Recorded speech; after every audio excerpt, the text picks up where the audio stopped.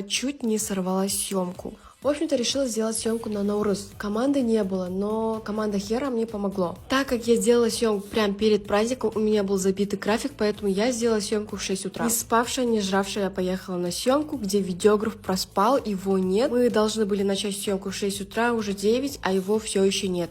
Мы в панике, но маркетолог Херы нашли нового видеографа за 20 минут, и мы начали все снимать. У меня было, наверное, 9 образов, мы переснимали все, было так запутанно. И нам нужен был кадр с лошадью, мы поехали на конный клуб, где лошадки были очень грязными, и они были очень в плохом состоянии, будто бы для видео нам нужен был такой прям айгр. После этой конной прогулки мне стало так плохо, меня тошнило, живот болело, я дрожала, не могла встать. Но у меня была запланированная съемка с Forever, где девочки меня ждали, все тоже запланировали, я не могла их подводить, поэтому я пришла такая в ужасном состоянии. Потом я выпила таблетку, и мне стало